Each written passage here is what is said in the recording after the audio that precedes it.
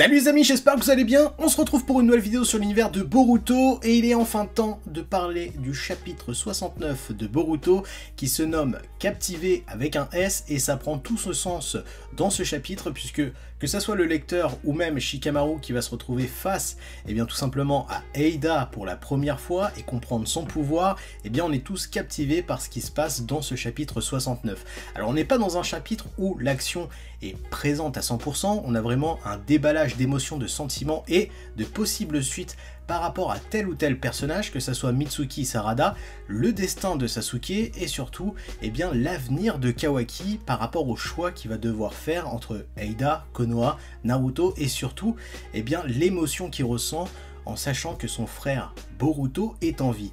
Alors dans sa globalité j'ai kiffé ce chapitre, pourquoi? Parce que j'ai toujours aimé le personnage de Shikamaru et là le fait qu'il soit en avant pour la protection de Konoha face à un ennemi surpuissant et qui va faire tout pour essayer de décoder cette situation et de l'avoir à son avantage, c'était plutôt cool, mais on va essayer de décrypter ce chapitre étape par étape. Dans ce chapitre 69 nous allons avoir plusieurs conversations, la conversation entre Sasuke et Boruto, celle de Mitsuki et Sarada et celle de Naruto Uzumaki et de Kawaki. Et ce qui est cool, c'est que ces trois conversations sont intéressantes dans le fond puisqu'elles préparent le lecteur, donc nous, à tout simplement faire le pont vers l'ellipse et l'avenir des personnages. Chaque conversation, que ce soit celle de Sasuke avec Boruto, Mitsuki Sarada et donc Naruto et Kawaki, c'est une conversation qui ont une même finalité, c'est-à-dire un choix par rapport au personnage. On va voir la conversation entre Sasuke et Boruto qui est là pour amener la résolution du personnage de Sasuke et son choix pour la protection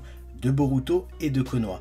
Et c'est assez dur en fait les paroles de Sasuke par rapport à Boruto puisque on nous prépare à un grand choix du personnage de Sasuke qui est peut-être l'ultime sacrifice de cet Uchiwa. Et vraiment toute la conversation entre Boruto et Sasuke est intéressante puisque on a ce flambeau qui est passé à Boruto par rapport au geste qui est que Sasuke autorise définitivement Boruto à garder son bandeau. Ce bandeau qui matérialise quand même le choix et surtout la quête de Naruto Uzumaki par rapport à son frère Sasuke Uchiwa.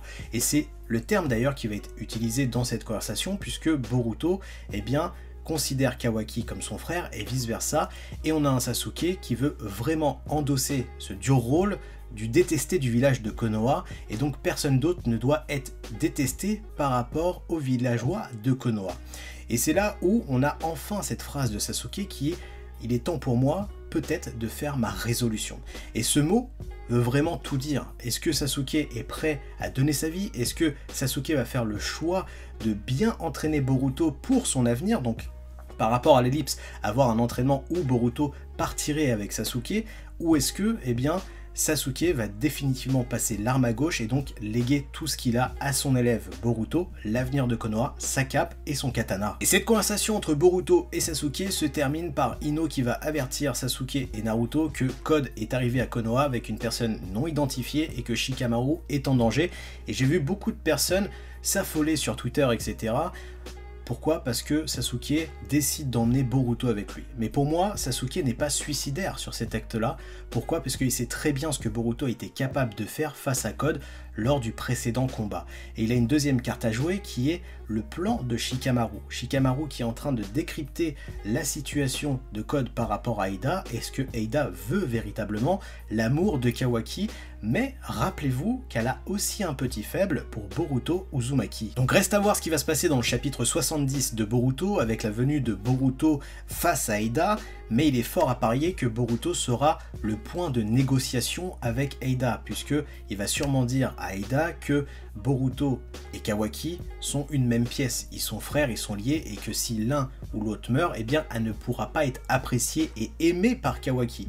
Donc reste à voir ce qui va se passer et le choix de Eida, mais je pense que Sasuke a réellement une carte à jouer en amenant Boruto sur le terrain face à Code et Eida. Nous allons passer maintenant à la conversation entre Mitsuki et Sarada, et c'est peut-être celle que j'ai préférée le plus dans ce chapitre 69 de Boruto.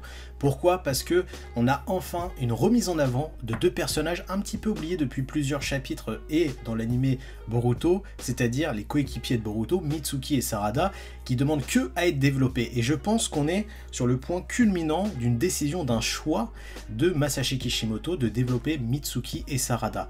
un Mitsuki qui se questionne par rapport à l'avenir de Konoha, son propre avenir à lui, et l'avenir de Boruto, et il va dire à Sarada qu'il ne sait pas de quoi il aurait été capable si Boruto était réellement mort face à celui qui l'aurait tué. Et ça, c'est intéressant. Pourquoi? Parce que, eh bien, potentiellement, on nous tease un futur combat entre Kawaki qui aurait vrillé et Mitsuki.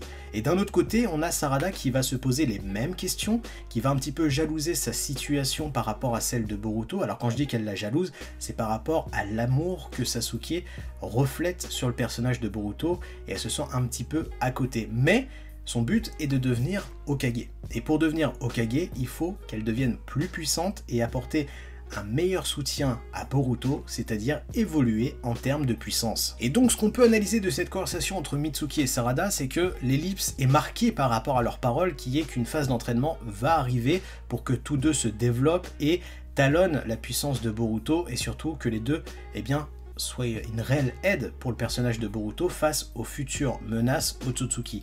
Mitsuki va bien le souligner, et quelque chose aussi qui m'a fait sourire, puisque beaucoup attendent cet amour entre Sumire et Boruto, eh bien c'est l'aveu à demi-mot de Sarada qu'elle est réellement amoureuse de Boruto. Mais j'ai envie de dire, qui ne l'avait pas deviné, sincèrement, entre Boruto qui la protège, elle le protège, etc.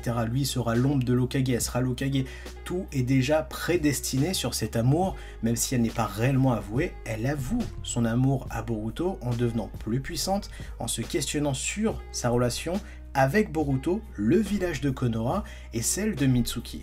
Donc, cette conversation était très intéressante avec l'aveu des sentiments de Sarada, la perspective d'évolution en termes de puissance et surtout le power-up de Mitsuki et Sarada à venir dans une prochaine ellipse. Et nous arrivons à la troisième conversation de ce chapitre, celle de Naruto Uzumaki et de Kawaki, et c'est celle qui m'a le plus glacé le sang entre guillemets. Pourquoi? Par rapport à la réaction de Kawaki, qui n'a pas l'air si heureux d'apprendre que Boruto est en vie. Parce que cette conversation est vraiment concentrée sur le fait que Naruto veut vraiment appuyer que la place de Kawaki est à Konoha, comme s'il avait peur que Kawaki fasse le mauvais choix. Et pour l'instant, je pense sincèrement que l'avenir de Kawaki va vraiment se décider par rapport à la venue de Code et de Eida à Konoha. Et c'est là où c'est dramatique. Pourquoi? Parce que on a un Naruto qui va accepter ce que Kawaki a fait, et on a un Kawaki qui va être un petit peu malaisé d'apprendre que Boruto est en vie grâce au Kama. Comme si, eh bien, il ne voulait plus partager l'existence de Naruto Uzumaki avec son propre fils Boruto. Donc on a peut-être cette déchirure qui commence à se faire. Peut-être que j'ai mal ressenti cette conversation, mais moi je la vois réellement comme ça. Comme si Kawaki était jaloux d'apprendre que Boruto est en vie et qu'il voulait uniquement être là, à Konoha, avec Naruto Uzumaki. Nous arrivons enfin au point culminant de ce chapitre, le combat mental entre Shikamaru, Eida et la participation de Code, vite fait, et Delta, le nouveau cyborg de Konoha, qui va vite être sous l'emprise de Eida. On va voir même sa lot de cul, mais on va pas rebondir là-dessus. Le truc intéressant, c'est la masterclass de Shikamaru. C'est pour ça que j'adore ce personnage, et ça depuis le début de Naruto, c'est que chaque combat qu'il va avoir avec le personnage de Shikamaru, eh bien ça va être quelque chose d'intéressant au niveau de l'analyse, etc. La force du personnage n'est plus à prouver en termes de mental, il résiste à la puissance de Eida assez longtemps pour pouvoir négocier avec elle et apprendre des choses sur sa capacité et changer son plan en dernière minute. C'est-à-dire qu'au début il voulait que Sasuke et Naruto viennent au laboratoire numéro 3 l'aider, puis il va demander à Ino de changer le code de sécurité puisque c'est trop dangereux pour eux et que lui seul peut faire quelque chose par rapport à cette tension qui est le choix de Eida. Et Shikamaru n'a pas eu le choix d'aller super rapidement en termes d'analyse, et c'est là où c'est cool. Pourquoi? Parce qu'il sait très bien que Amado ce n'est pas un ninja, et il lui avait déjà dit dans une conversation antérieure que si jamais il était sous une grosse pression, une grosse menace, eh bien il n'avait pas la résistance de Shinobi, c'est-à-dire qu'il lâcherait vite l'affaire, et là on voit que Code fait tout pour être débridé par Amado, donc la situation urge, et on a un Shikamaru qui va proposer à Eida de finalement s'allier à Konoha.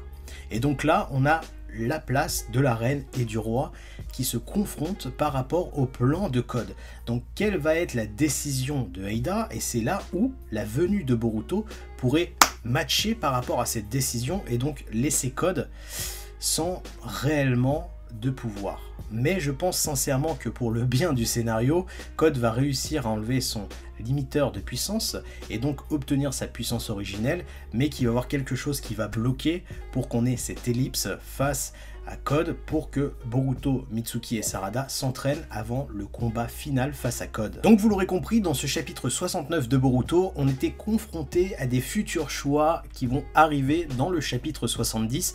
Quelle va être la décision de Eida, le pouvoir de Boruto et Sasuke face à cette situation? Est-ce que Code va réussir à enlever son limiteur de puissance et donc devenir l'être le plus puissant de l'œuvre Boruto actuelle? Est-ce qu'il va enlever Amado? Est-ce que Delta va pouvoir faire quelque chose? Parce qu'au final, elle est sous l'emprise du pouvoir de Eida. Et surtout, on apprend que pour enlever le pouvoir de Eida, de captiver les gens, il suffit de la tuer. Mais c'est pas si facile, puisque là, actuellement, il n'y a que 3 êtres qui peuvent le faire, c'est-à-dire ceux qui ne tombent pas amoureux d'elle, ceux qui ne sont pas sous son emprise, ceux qui ont des gènes Otsutsuki. Enfin voilà tout ce que je pouvais dire sur cette review du chapitre 69 de Boruto. J'ai vraiment aimé cette ambiance assez lourde par rapport à Shikamaru, par rapport aux conversations qu'on a eues de tel ou tel personnage. À vous de me dire toutes vos théories en commentaire. N'hésitez pas à liker, à partager, à vous abonner à la chaîne YouTube. Je vous souhaite une belle journée, une bonne soirée.